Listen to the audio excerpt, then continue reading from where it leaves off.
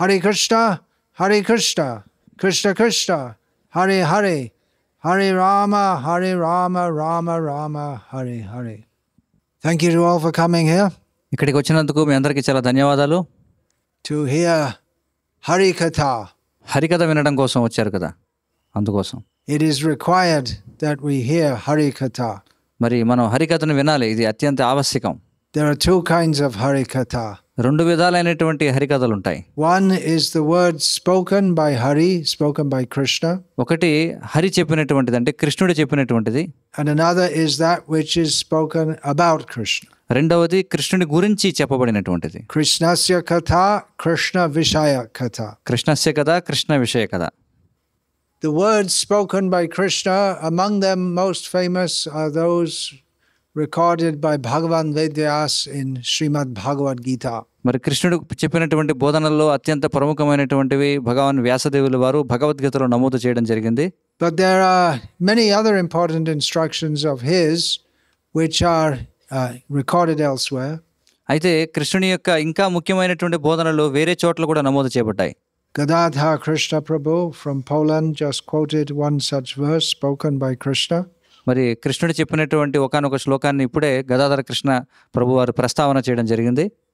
I don't understand Telugu, but I could understand he was speaking very sweet Telugu.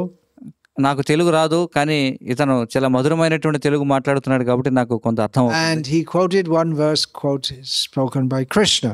అతడు కృష్ణుడు చెప్పినటువంటి ఒక శ్లోకాన్ని ప్రస్తావన చేశాడు.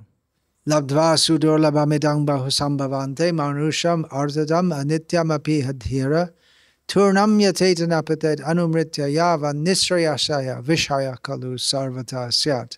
This is not from Bhagavad Gita. ఇది భగవద్గీత నుంచి కాదు ఈ శ్లోకం. This is from Uddhava Gita, which comes in the 11th canto of Srimad Bhagavatam. ఇది ఉద్ధవ గీతలో వస్తుంది. ఇది శ్రీమద్ భాగవతం 11వ స్కందంలో వస్తుంది. Uddhava Gita is similar in many ways to Bhagavad Gita. Uddhava గీత అనేది దాదాపుగా భగవద్గీత వంటిదే, but it's more extensive. కానీ ఇది ఇంకా విస్తారమైనటువంటిది. The purport of this verse is as follows. అయితే ఈ శ్లోకం యొక్క తాత్పర్యం ఈ విధంగా ఉంది. That having obtained a human form of life, మానవ రూపంలోని జన్మ లభించింది కాబట్టి, who does this refer to?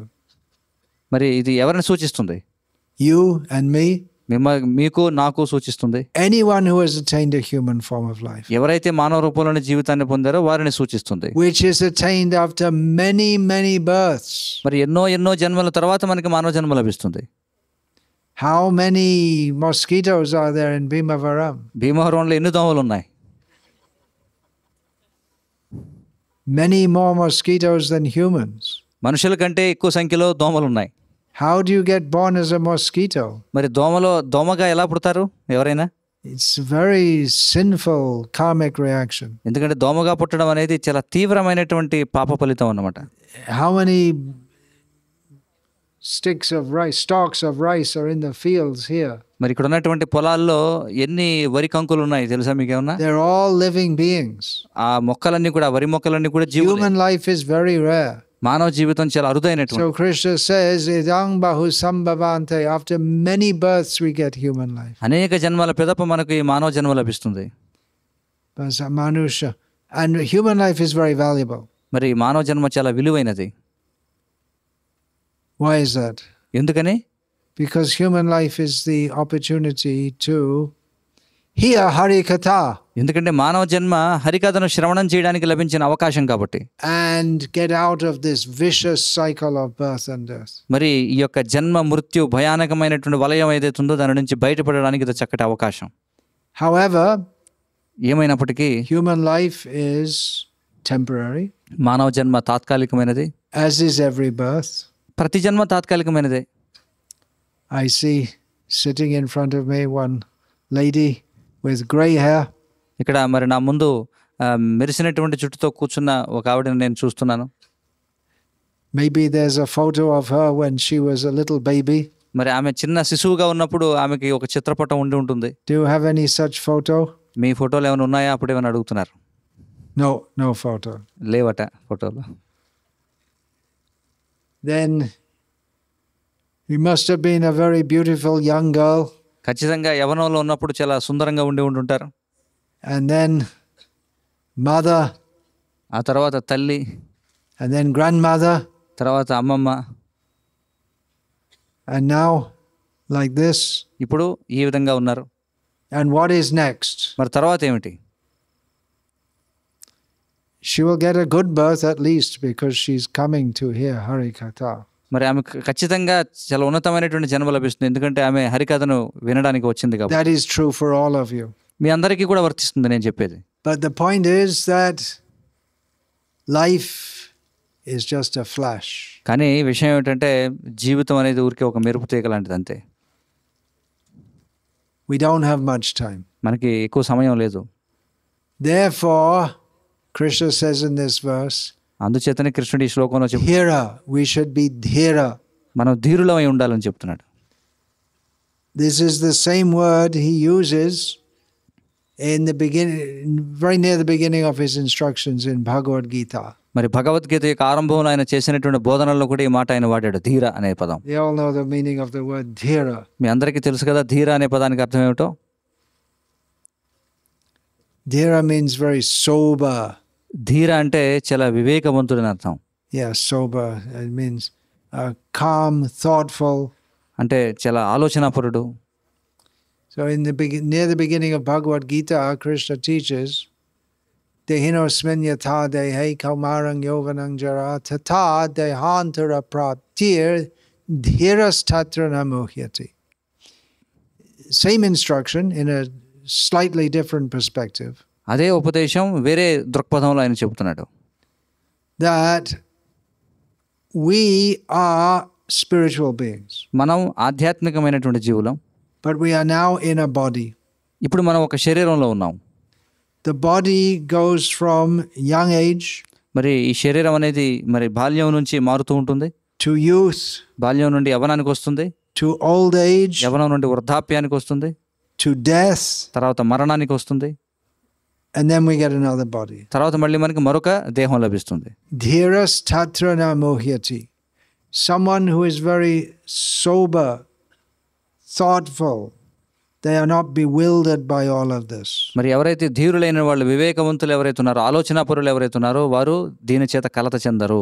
Generally we are all bewildered. సాధారణంగా మనం అందరం కూడా భ్రమకు గురవుతూ ఉంటాం. By what is called dehatma buddhi. దేని చేత? దేహాత్మ బుద్ధి అనబడే దాని చేత. We take the present body that we are in to be me. మనం ప్రస్తుతం ఏ దేహంలో ఉన్నామో అదే నేను అని మనం అనుకుంటాం. When I was in the body of a mosquito, I thought I am a mosquito. మనం ఎప్పుడైతే ఒక దోమ దేహంలో ఉన్నామో అప్పుడు నేను దోమని అని అనుకున్నాం. And I looked, where is a human? I can find some blood. అప్పుడు దోమ దేహంలో ఉండగా మనిషి ఎక్కడున్నాడు, ఎప్పుడు మనిషి రక్తం దొరుకుతుందా అని వెతికాం. When I was a frog, I was jumping here and there trying to find mosquitoes to eat. మరి కప్పగా ఉన్నప్పుడు అటు ఇటు ఎగురుతూ తినడానికి దోమలను వెతుక్కుంటూ ఉన్నాం. When I was in the body of a snake, I was looking for frogs to eat. మరి పాము దేహంలో ఉన్నప్పుడు తినడానికి కప్పలు ఎక్కడున్నాయని వెతుకుతున్నాం. In human life we can think about such things. మరి మానవ దేహంలోనే మనం వాటి గురించి ఆలోచించగలం. And we can think. We can consider. మరి మనం ఆలోచించగలం, మనం పరిగణించగలం. I don't want to be a mosquito again. మళ్ళీ నేను దోమగా మారకూడదు అని. Or a frog. లేదా కప్పగా కానీ, or a snake. లేదా సర్పంగా కానీ, or a human. లేదా మనిషిగా కానీ, or a god in heaven. లేదా స్వర్గంలో దేవతగా కానీ. Because life in every species is miserable. ఎందుకంటే ఏ జీవజాతులైనా సరే జీవితం అనేది దుఃఖభూయిష్టమైనది. Therefore, getting back to this verse from Uddhava Gita. అందుచేతనే ఉద్ధవ గీత నుండి మళ్ళీ ఈ శ్లోకానికి మనం తిరిగి వెళితే, Turnam yateta napatet anumritya yavan. You're going to die. మనం ఖచ్చితంగా మరణించబోతున్నాం. I'm not cursing you. నేనేమి మిమ్మల్ని శపించడం లేదు. We are cursed ourselves by coming in this material world. ఈ భౌతిక ప్రపంచంలోకి రావడం ద్వారా మనల్ని మనమే శపించుకున్నాం.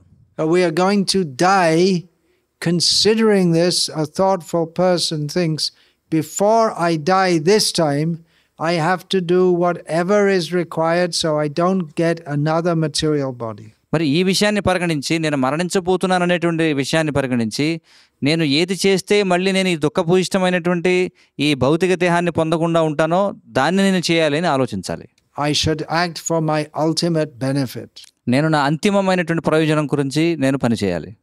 And if we think, why should I do that? మరి మనం అనుకున్నాం అనుకోండి, ఎందుకు నేను ఆ విధంగా చేయాలి అని. Let me enjoy life. నేను చక్కగా జీవితాన్ని ఆనందిస్తాను.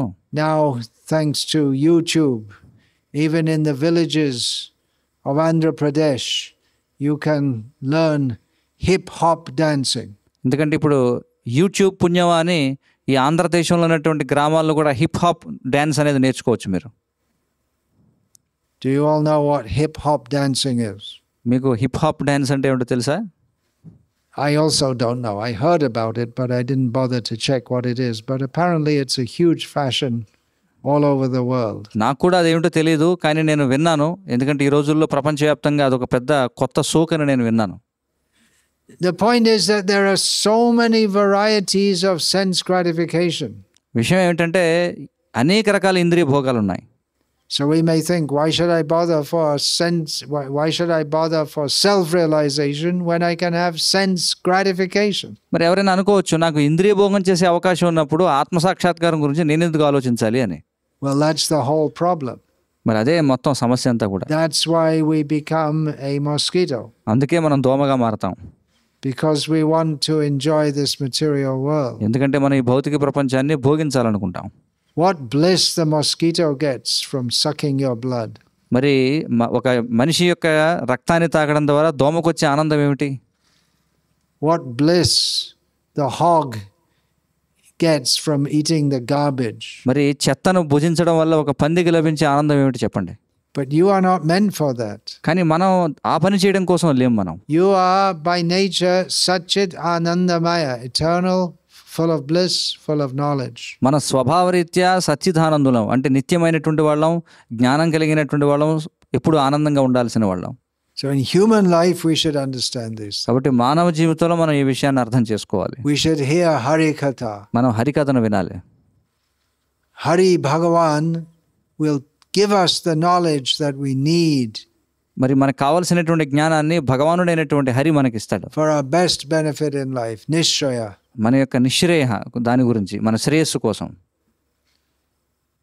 Knowledge means, the synopsis of knowledge is to understand I'm eternal, Satchidanandamay.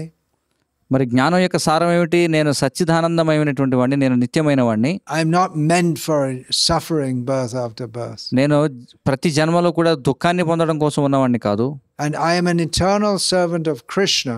మరి నేను శ్రీకృష్ణుడి యొక్క నిత్య సేవకుణ్ణి. Who is the supreme personality of Godhead. మరి ఆ కృష్ణుడే పూర్ణ పురుషోత్తమ భగవానుడు.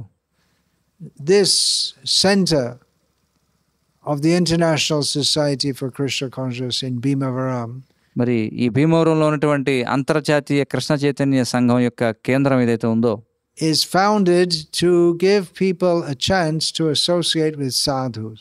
కాబట్టి ఎందుకు ఇది స్థాపించబడింది ఈ కేంద్రం అంటే సాధువులతో సాంగత్యం చేయడం కోసం. Who will teach us that we are meant for not living simply for sense gratification. కాబట్టి సాధువులు మనకి బోధిస్తారు, మనం కేవలం ఇంద్రియ భోగం చేయడానికి లేము అనే విషయాన్ని. But that we are meant for living for self-realization. మనం ఆత్మ సాక్షాత్కారం కోసం ఉన్నటువంటి వాళ్ళమని బోధించడం కోసం. We are meant for living for serving Krishna. మనం కృష్ణుడిని సేవించడం కోసం ఉన్నామని మనకు బోధన పొందాలి. Selflessly. అది కూడా నిస్వార్థంగా. This is called Atmanivedana. దీనినే ఆత్మ నివేదనం అని చెప్పి అంటాం. We belong to Krishna. మనం కృష్ణునికి చెందిన వాళ్ళం, so we should serve Krishna. కాబట్టి మనం కృష్ణుని సేవించాలి. That is our best benefit in life comes from serving Krishna. అదే మనకి కృష్ణుని సేవించడం ద్వారా లభించే అత్యంత ఉన్నతమైన ఫలితం. So sadhu sangha is required in human life. మానవ జీవితంలో సాధు సంఘం అనేది అవసరం. Sadhu means someone who has seen the truth. సాధు అంటే ఎవరు? సత్యాన్ని దర్శించినవాడు. Through the eye of Shastra. శాస్త్ర చక్షువుల ద్వారా. Shastra has to be explained by sadhus. మరి శాస్త్రం అనేది సాధువుల ద్వారా వివరించబడాలి. So one who has heard from his pure devotee, guru, he can become a sadhu and benefit others. మరి ఎవరైతే శుద్ధ భక్తుడి నుండి సాధువుల నుంచి వింటారో వాళ్ళే ఇతరులకు ప్రయోజనాన్ని చేకూర్చగలరు. This center is founded to give the opportunity for satsang, sadhu sangha. ఈ సంఘం ఏదైతే ఉందో, ఈ కేంద్రం, ఇది సత్సంగాన్ని, సాధు సంఘాన్ని అందించడం కోసం స్థాపించబడింది. The sadhus, they teach in two main ways. మరి సాధువులు రెండు ముఖ్యమైన విధానాల్లో మనకు బోధిస్తారు. One is by their personal behavior. ఒకటి వారి యొక్క వ్యక్తిగత ప్రవర్తన ద్వారా, Another is by their words they're రెండు speaking. వారి యొక్క మాటల ద్వారా. Their speaking should be exactly in the line of Shastra. మరి వారు మాట్లాడేది శాస్త్రాన్ని అనుసరించే ఉండాలి.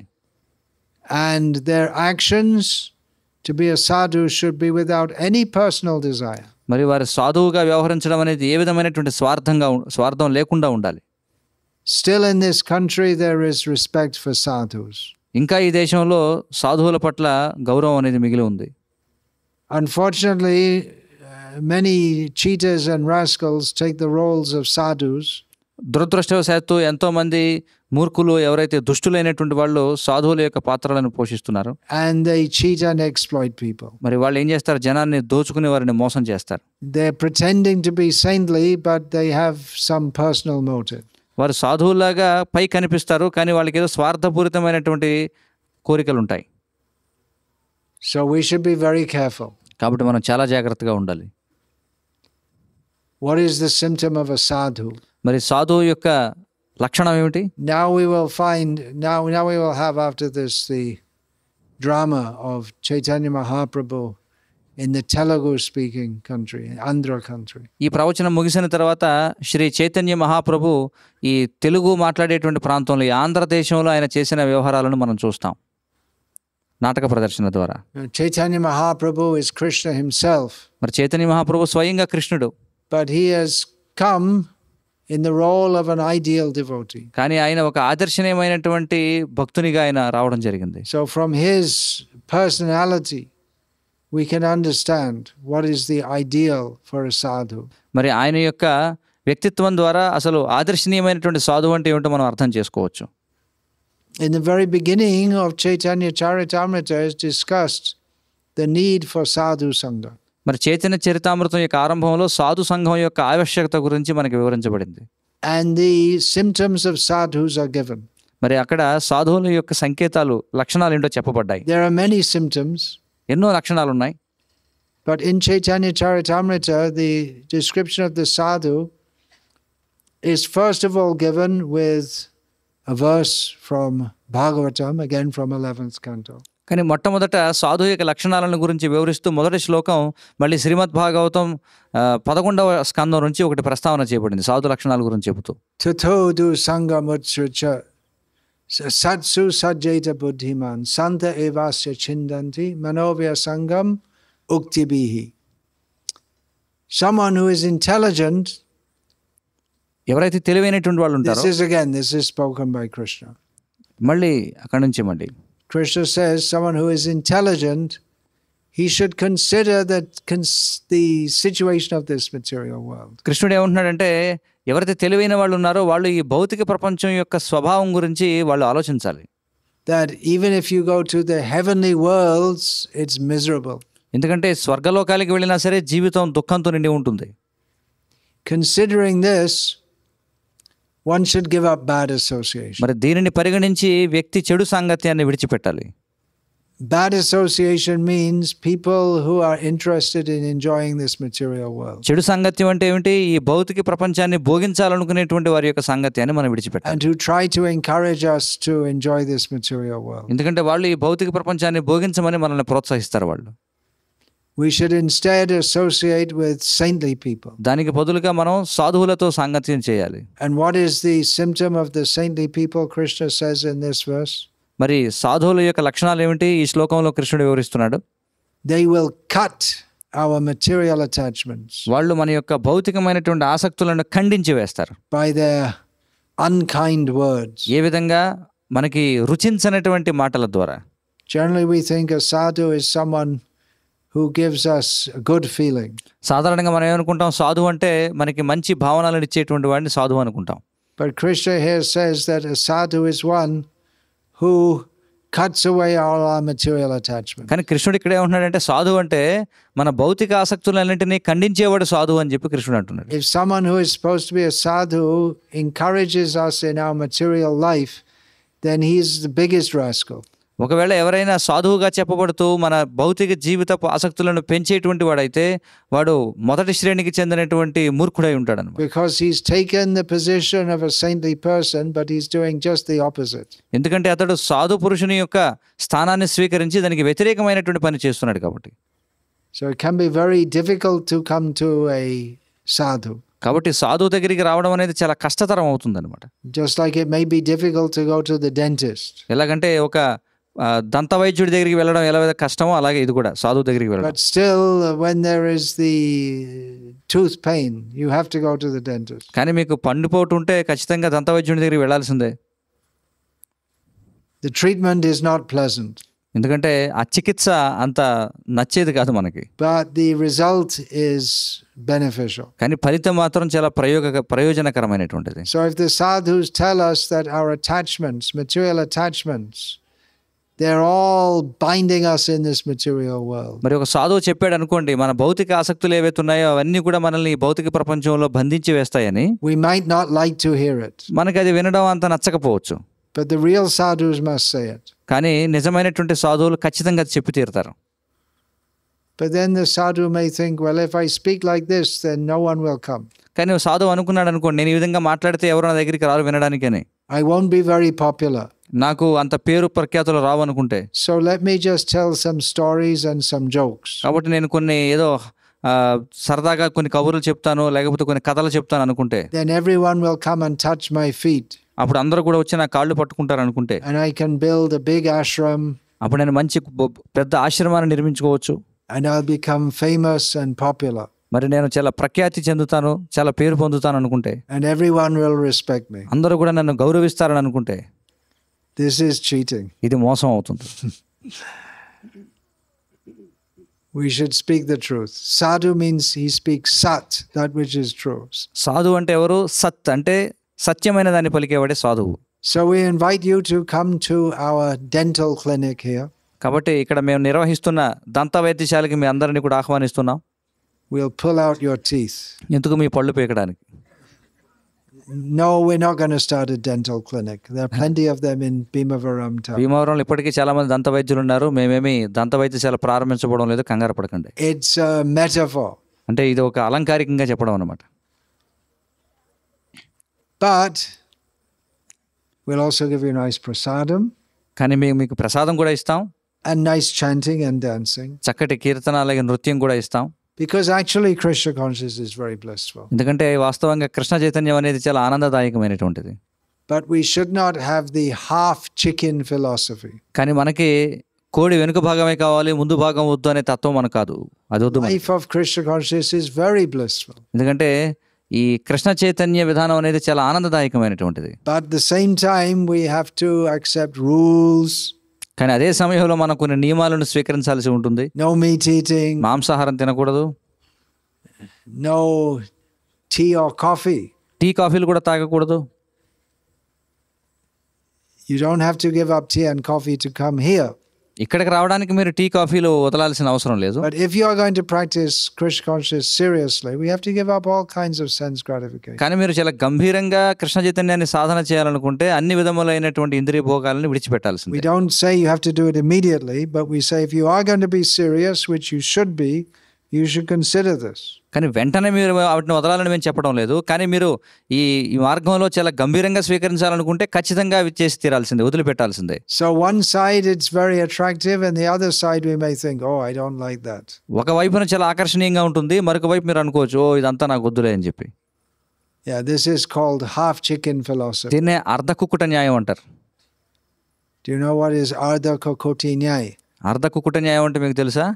Do you say in Telugu kokuti? Ardha kokoti. అర్ధ కుక్కుటి అంటే సగం కోడి అన్నమాట. కుక్కుటి అంటే కోడి. Sinful people like to eat eggs. పాపాత్ములు గుడ్లు తినాలనుకుంటారు. Where do eggs come from? మరి గుడ్లు ఎక్కడి నుంచి వస్తాయి? From the bazaar. బజారు నుంచి వస్తాయి. No, it comes from a chicken actually. వాస్తవానికి అవి కోళ్ల నుంచి వస్తాయి, బజారు నుంచి So కాదు. someone who keeps a chicken, they think I can get eggs to eat.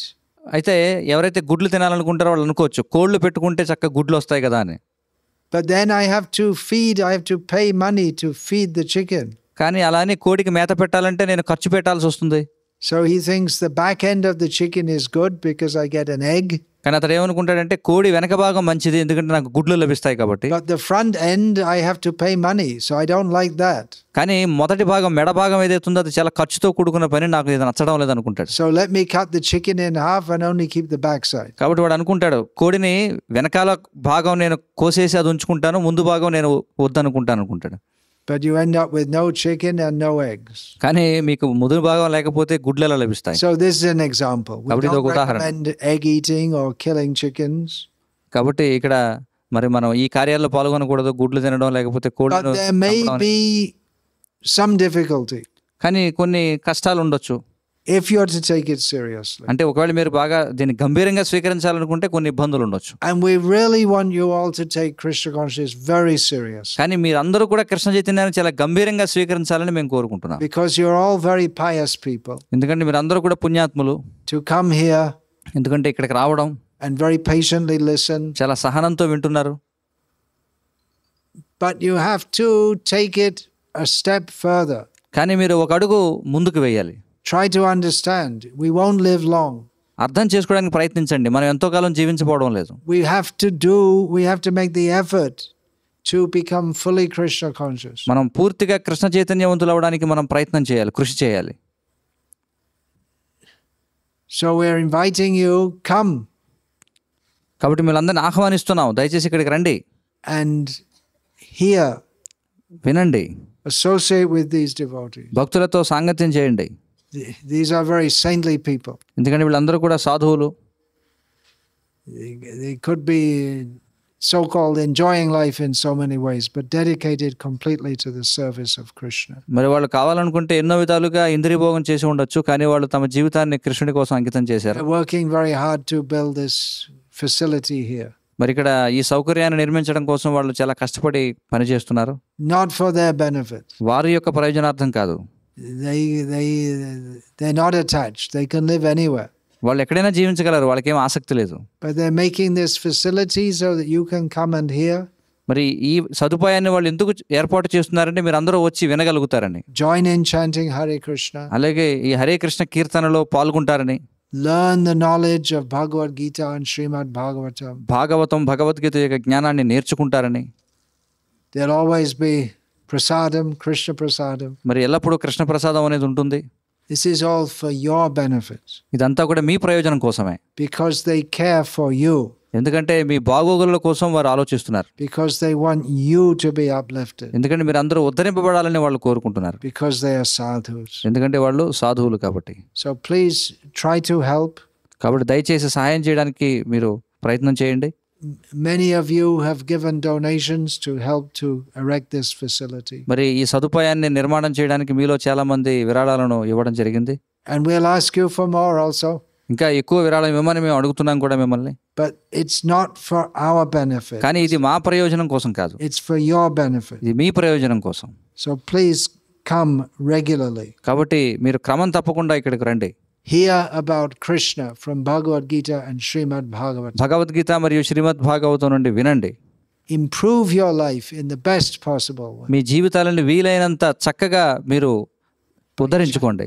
By chanting this Hare Krishna mantra. ఈ హరే కృష్ణ మంత్రాన్ని కీర్తించడం ద్వారా. It's such a great gift given us by Chaitanya Mahaprabhu. మరి ఇది చైతన్య మహాప్రభు ఇచ్చినటువంటి అత్యంత గొప్ప బహుమానం ఇది. You don't have to leave your family. మీరు మీ కుటుంబాన్ని విడిచిపెట్టాల్సిన అవసరం లేదు.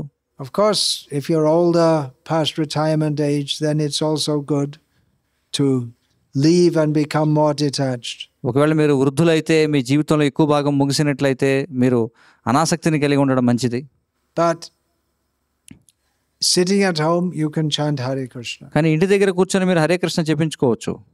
Study Bhagavad Gita and Srimad Bhagavatam. Bhagavad Gita భాగవతాన్ని మీరు చదవచ్చు. Hear the messages of the sadhus. అలాగే సాధువుల యొక్క సందేశాలను వినవచ్చు. Nowadays we have YouTube. ఈ రోజుల్లో మనకి యూట్యూబ్ ఉంది. You can hear the lectures. మీరు ప్రవచనాలు వినొచ్చు. We really want every one of you to make a big step forward toward Krishna. మేము మీరందరూ కూడా నిజంగా కృష్ణుని వైపుగా ఒక పెద్ద అడుగు వేయాలని మేము కోరుకుంటున్నాం. Do you think you can do it? మరి మీరు ఆ విధంగా చేయగలరని మీరు అనుకుంటున్నారా?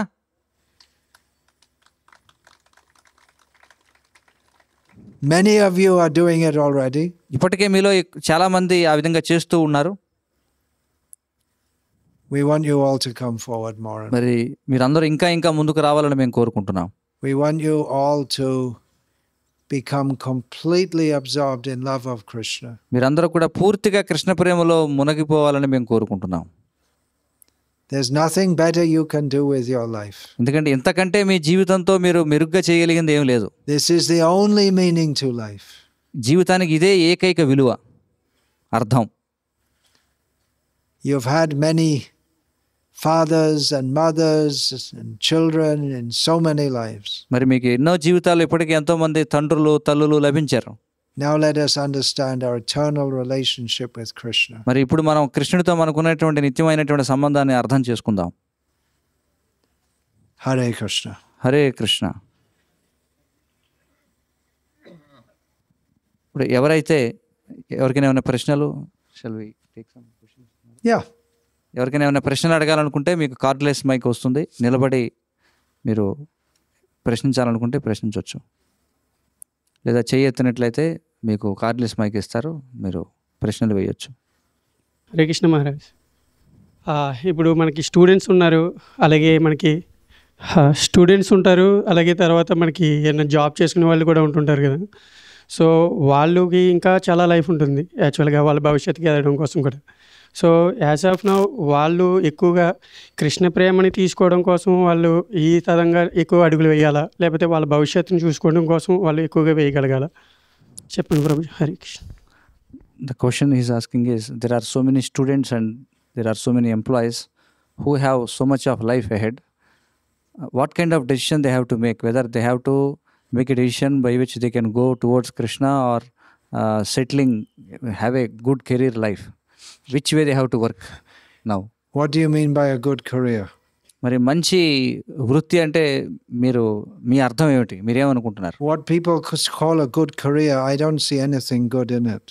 ఏదైతే జనులందరూ కూడా ఇది మంచి భవిష్యత్తు, మంచి వృత్తి అని అనుకుంటున్నారో అందులో నాకు ఎలాంటి మంచి కనిపించడం లేదు. That's called bifale shevenu kripana durajana chapala shuka labalagire. Working hard, giving your blood for people who are just squeezing your blood. కష్టపడి పని చేయడం, ఎవరైతే మీ రక్తాన్ని పిండుకోవాలనుకుంటున్నారో వారి కోసం మీ రక్తాన్ని ధారపోయడం. And you get a little bit of sense gratification, అందులో మీకు which even a dog in the street gets. వీధిలో ఉండేటువంటి కుక్క కూడా లభించేటువంటి కొద్దిపాటి ఇంద్రియ భోగం మీకు లభిస్తుంది అంతిమంగా అదే. So this good career is bogus idea. కాబట్టి ఈ మంచి భవిష్యత్ అనేది ఒక బూటకపు ఆలోచన. Promoted by fools and rascals who want to exploit you. మిమ్మల్ని దోచుకోవాలనుకునేటువంటి మూర్ఖులు మూఢులు ప్రచారం చేస్తున్నటువంటి ఒక ఆలోచన అది. Not everyone can be fully renounced. ప్రతి ఒక్కరు కూడా పూర్తి వైరాగ్యాన్ని పొంది ఉండలేరు. Most people are going to marry. ఎక్కువ శాతం మంది వివాహం చేసుకుంటారు ఖచ్చితంగా. Marry, but keep Krishna in the center of your life. వివాహం చేసుకోండి, కానీ కృష్ణుడిని మీ జీవితంలో కేంద్రంగా చేసుకోండి. Don't think that so-called material advancement is actually my benefit. కాబట్టి ఈ నామమాత్రపు భౌతిక పురోగతి ఏదైతే ఉందో ఇది నాకు అసలైనటువంటి లాభం అని అనుకోకండి. You do something, you have to have something to support your family. కాబట్టి మీరు ఏదో ఒకటి చేయండి, ఎందుకంటే మీ కుటుంబాన్ని పోషించుకోవాలంటే ఏదో ఒకటి చేయాలి కాబట్టి. But this chasing after more and more money and prestige, this is all nonsense. కానీ ఈ ధనం గురించి లేకపోతే ప్రతిష్ట గురించి పాకులాడడం అనేది అది అంతా కూడా అర్థం లేనటువంటిది అనమాట. If you're born in a rich family by your previous karma, all right, no harm. ఒకవేళ మీరు మీ పూర్వ పుణ్యకర్మ చేత మీరు సంపన్న కుటుంబంలో జన్మిస్తే సరే, మంచిదే అది. If you're not, well, whatever situation you're in, make Krishna the goal of your life. ఒకవేళ ఆ విధంగా కానట్లయితే కూడా సరే, కృష్ణుడిని మీ జీవిత లక్ష్యంగా చేసుకోండి. You have to work so hard to try to get a so-called good career. కాబట్టి మీరు అనే మంచి భవిష్యత్తును సంపాదించుకోవడానికి మీరు చాలా కష్టపడి పనిచేయాల్సి ఉంటుంది. Why don't you work hard to make Krishna the center of your life? మరి అదే కృష్ణుడిని మీ జీవితంలో కేంద్రంగా చేసుకోవడానికి ఎందుకు మీరు కష్టపడి పనిచేయరు? హరే కృష్ణ. చాలామందికి భౌతికం వదులుకొని ఆధ్యాత్మికలోకి రావాలని చాలామందికి మనసు ఉంటుంది. కానీ భౌతికం చాలా బలమైనది, అంచేత అది భౌతికం వెనక్కి ఎదరికి రాకుండా చేస్తూ ఉంటుంది. దాని గురించి భక్తులు అనుకున్నటువంటి వారు ఏం చేయాలో కనుక తెలియజేయవలసిందిగా కోరుతున్నాను. So many of them, they want to advance in spiritual life, but this material entanglements, they pull them very strongly back. So what should such kind of people do? Therefore, there is a system. After grihastha life comes vanaprastha life. అందుకే ఒక విధానం ఉంది. గృహస్థ జీవనం తర్వాత వానప్రస్థ జీవితం అనేది వస్తుంది. Don't remain entangled all your life.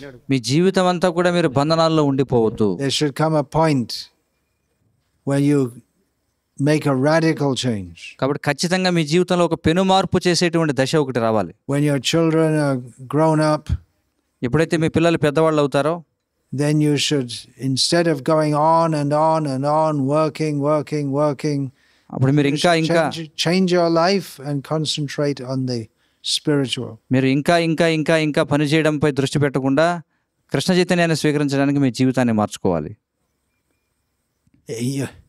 Maya is pulling you very strongly. మాయ మిమ్మల్ని చాలా బలంగా వెనక్కి లాగుతుంటుంది. So you have to make a strong effort to come out. కాబట్టి దాని నుంచి బయటపడడానికి మీరు చాలా దృఢమైనటువంటి ప్రయత్నం చేయాలి. You ask for sloka. Tasyaiva heto prayateta kovida. What is it? Tasyaiva heto prayateta. Tasyaiva heto prayateta kovido nalabhyate yad pramatam yadu priyada. Talabhyate dukavadanyata sukham kalena savatra gabhira ranghasa. This is, read the translation. దీని యొక్క అనువాదం ఏమిటంటే, నిజంగా వివేకవంతులైనటువంటి వారు ఎవరైతే ఉన్నారో, ఎవరైతే తత్వపరమైనటువంటి ఆసక్తి కలిగి ఉన్నారో, వారు ఎన్నడూ కూడా ఏదైతే బ్రహ్మలోకం నుండి అధమలోకమైనటువంటి పాతాళం వరకు సంచరించినా సరే లభ్యం కానిటువంటి ప్రయోజనం ఏదైతే ఉందో దానికోసమే వారు ప్రయత్నించాలి. ఎందుకంటే ఇంద్రియ భోగం నుండి లభించేటువంటి ఆనందాన్ని పరిగణించినంత వరకు అది సహజంగానే కాలక్రమంలో మనకి లభిస్తుంది. ఏ విధంగా అయితే కాలక్రమంలో మనకి దుఃఖం లభిస్తుందో మనం కోరుకోకపోయినా, అలాగే కాలక్రమంలో సుఖం కూడా వర్తిస్తుంది, సుఖం కూడా లభిస్తుంది. అందుచేత వివేకవంతుడైనటువంటి వాడు ఆ విధంగా భౌతికమైనటువంటి సుఖం కోసం పని చేయకూడదు అని చెప్పి. This knowledge we get from Srimad Bhagavatam. మరి ఈ జ్ఞానం మనకి శ్రీమద్ భాగవతం నుండి లభిస్తుంది.